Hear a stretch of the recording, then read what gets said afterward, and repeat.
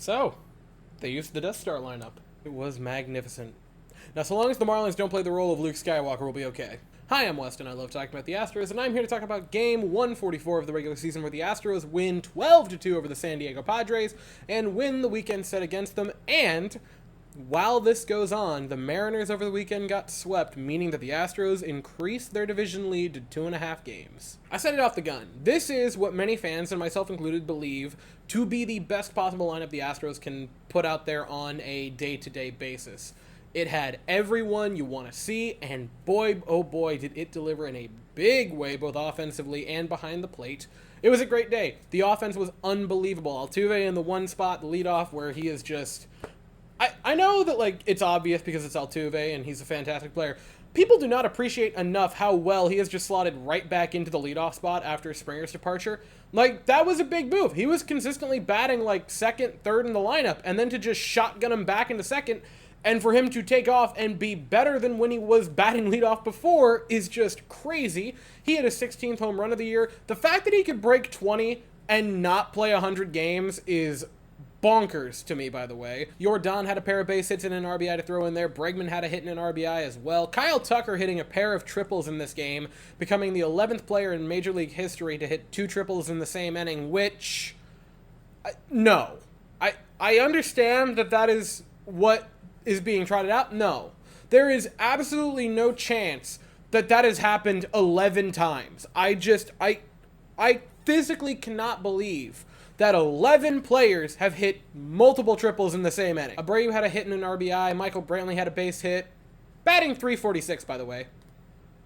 He missed a year of time, in case you forgot. McCormick had a pair of base hits and a pair of runs scored, and Yainer Diaz in the 9th spot had a hit, a pair of runs scored, an RBI, and a walk. The offense was fantastic. I do think it is funny, however, that they had 12 runs on 11 hits. They were very, very effective. Then you go to pitching, and JP France, who had an interesting afternoon. 6 innings of 1-run ball with 5 strikeouts is pretty good. He only made one really, really bad pitch that he had to pay for, which was a home run to Matt Carpenter. He gave up 5 walks, which isn't good, but what have I said quite a bit this season? We are not in a position to complain about how it's done. We are going to only ask how many innings and runs were given up. 6 innings of 1-run ball? He pitched well. We're moving on. Parker Mashinsky, not to be confused with Peter. I don't know what kind of idiot would call him Peter. Anyway, goes an inning in this game, gives up a home run, picks up a strikeout, which, like, the home run isn't great, but also it was totally garbage time, so I'm not going to loft any judgment towards him. And Cannell would come in for 2 innings of relief in the 8th and 9th. Gave up a pair of walks without any strikeouts, but also didn't give up any runs, so victory. This is about as close to a perfect offensive performance as you'll see from the Astros. It was dominating, and it was dominating because everyone in the lineup pulled some weight. You had the big guys like Altuve, Tucker, and Jordan getting hits, and a lot of RBIs. You had the bottom part of the order like Abreu, Brantley, McCormick, Yainer getting on base a lot. This was as close to perfect as you could possibly hope for, and the Astros offense starting to seemingly get right down the stretch, as it also happens that the Rangers and Mariners are going through a rough patch, is perfect and really emphasizes what I've always thought the Astros' biggest upside was, which is capitalizing when other teams shoot themselves in the foot.